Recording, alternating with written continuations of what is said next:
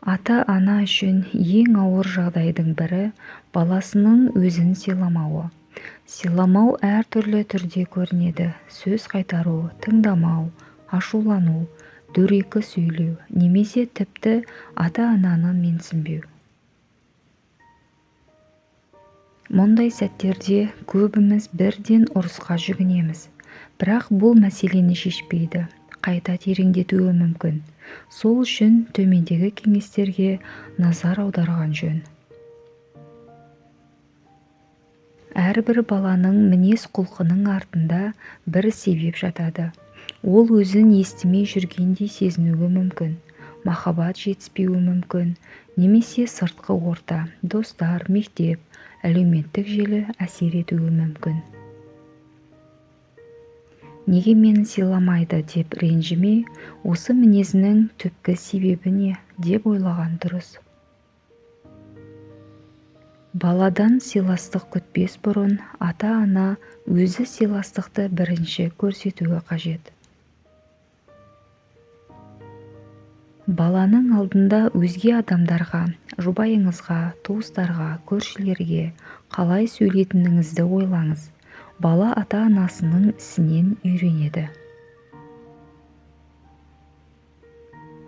Егер сіз балаға қатты сөйлеп, бірақ одан жұмсақтық күтсеңіз, ол әділетсіздік деп қабылдайды.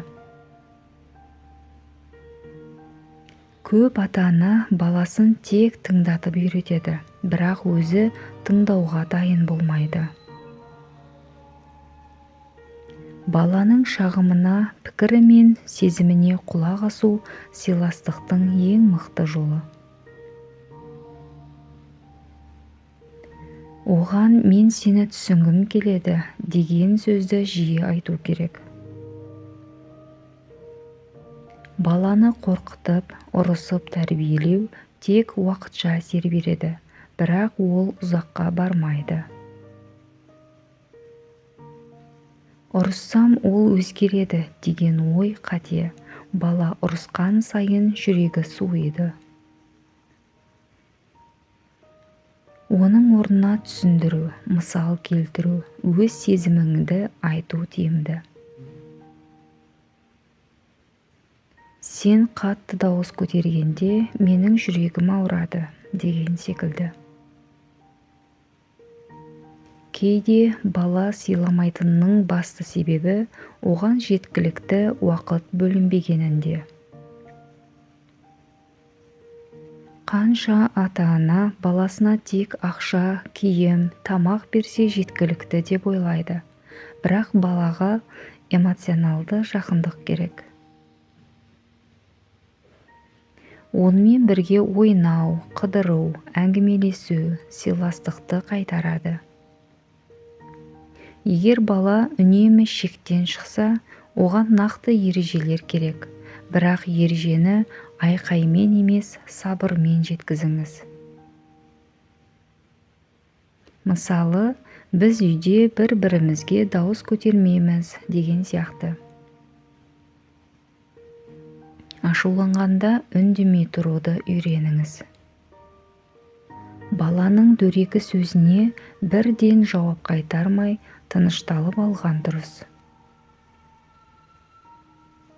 Өйткені ашумен жауап қайтарсаңыз, ол тек қақтығысты күшейтеді. Кейде үнсіздік үлкен тәрбие құралы. Балаңызды жақсы көретініңізді жиі айтыңыз. Сен мен үшін қымбатсың деген сөздер жүрегін жұмсартады. Жүрегі жылы бала сыйластықты өзі үйренеді. Дұға етіп, рухани орта қалыптастыру бала мінезін түзетуде өте маңызды. Әсіресе ата-ананың адал ниеті мен мейірімі баланың жүрегіне әсер етеді. Баланың сыйламауы бір күнде қалыптасқан жоқ, оны түзету де уақытты қажет етеді. Ең бастысы шыдамдылық. Баланы жазалай бермей, қайта-қайта түсіндіру. Өзіңізді ұстай білген сайын балаңыз да үйрене бастайды. Бала ата-анасын сыйламай қойса, оны тәрбиесіз деп кінәлай бермей, мен не өзгерте аламын деп ойлану қажет. Сыйластық екі жақты процесс. Ата-ана үлгі көрсеткенде, түсіністік танытқанда, мейірім мен уақыт бөлгенде бала да біртіндеп өзгереді. Бала бізді сөзіміз үшін емес, ісіміз үшін сыйлайды. Егер біз әділ болсақ, ол да әділ болады. Егер біз мейірімді болсақ, ол да жүрегін ашады. Егер біз бір-бірімізді құрметтеп сөйлессек, ол да құрмет көрсетуді үйренеді. Сыйластық деген бір күндік нәрсе емес. Ол күнделікті қарым-қатынастан құралады.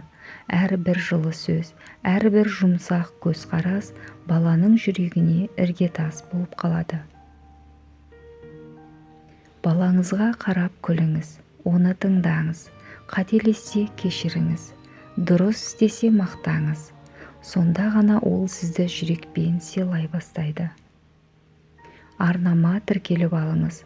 Жақындарыңызға жіберіп бөлісуді ұмытпаңыз. Жас ата-аналарға қандай кеңес айтар едіңіз? Пікіріңізді комментарийға жазып қалдырыңыз.